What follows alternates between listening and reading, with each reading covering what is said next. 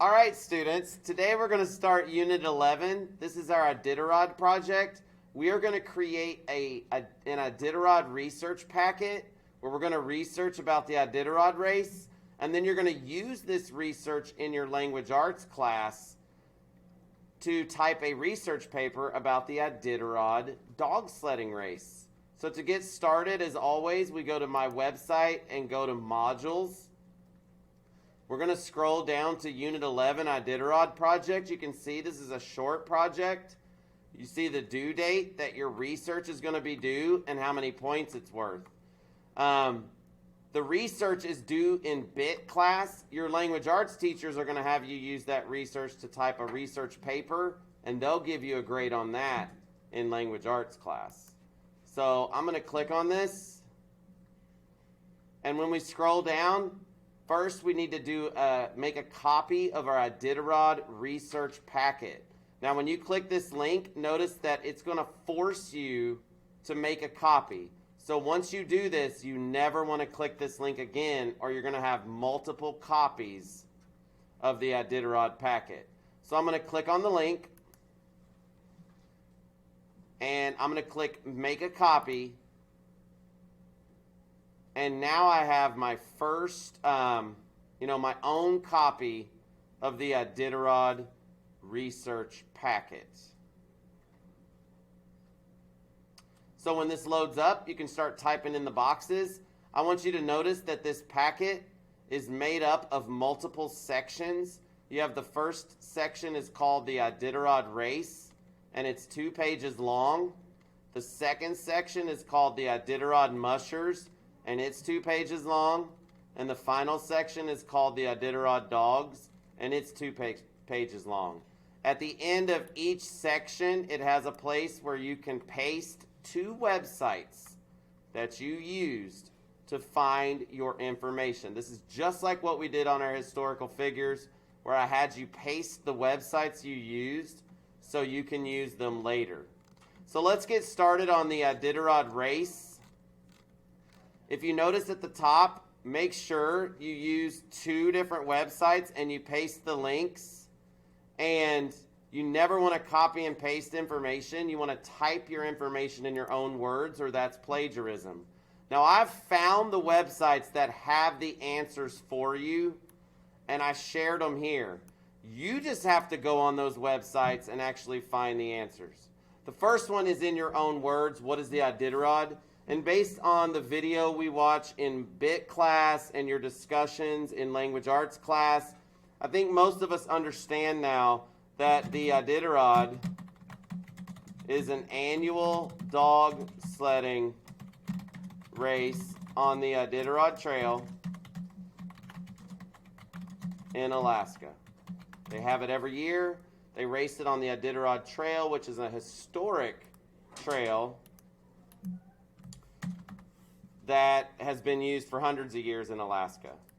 Next, what was the use of the original trail? So now we need to go to my research websites that I have shared with you. You're going to click this link, and it's going to open this kind of slick page. It's called a Symbaloo. It's an easy way to share a bunch of websites at the same time. I'll give you a clue right now.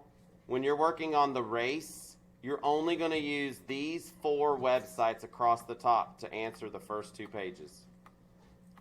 When you're working on the dogs, you're going to use these 5 websites over here on the right to complete your research about the dogs. When you're working on the mushers, you're going to use these 4 websites over here to complete your research about the mushers. I know most students are tracking a musher. If you go down here at the bottom where it says musher tracking, you can click here and track where your musher is in the race. You can also go right here and look for the official standings and see where your musher is right now at this moment in the Iditarod race. So let's go to the first question. What was the use of the original trail?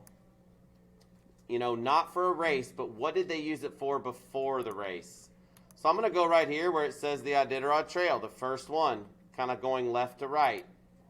And if you just kind of skim and read, you can see right here, both sections of the trail are part of the Iditarod National Historic Trail, which was used in the early years for all winter travel. Dog sleds delivered the mail, the preacher, the groceries, and hauled out gold and furs all the way to Anchorage or Fairbanks. So I want to put this kind of in my own words. The original trail was used for travel, for deliveries, and for supplies. So I would go over here and say the original Iditarod Trail was a travel, supply, and delivery trail in Alaska. The next one, what year did the first Iditarod race start? So let's go back to my research and let's go to the next link I've shared with you. It's called Facts. And if I scroll down and you look right here, the first fact, the first Iditarod race to Nome started March 3rd, 1973. And it only says what year, so maybe I just type in 1973. Boom. Next, who were the mother and father of the Iditarod, and why were they called this? So I'm going to go up here to my research sites I've left for you. Let's look at the history. If we want to know who the mother and father of this race is, we probably want to go to history. So I'm going to click on history, and this is a place where I can show you a little research tip. Pretty much any web browser, if you hold the control key on your keyboard and you hit F, you'll see a box open up at the top of your screen, and I hope you can see this up here. This is a search box, and you can search the website you're on for any particular words or keywords. So if I want to find who the mother is, I would type in the mother, and it highlights and takes you straight there. And it says Dorothy G. Page, mother of the Iditarod. And I could go over, type in father, and it does the same thing. Joe Reddington Sr., father of the Iditarod. So I would go over here and type in Dorothy G. Page and Joe Reddington Sr. were the mother and father of the Iditarod because, and this is where you got to wonder, why would they be called the mother and father of the race, of the Iditarod race? Well, my mom and dad are called my mother and father because they created me. So Dorothy Page and Joe Reddington Sr. were the mother and father of the Iditarod because they created the Iditarod race.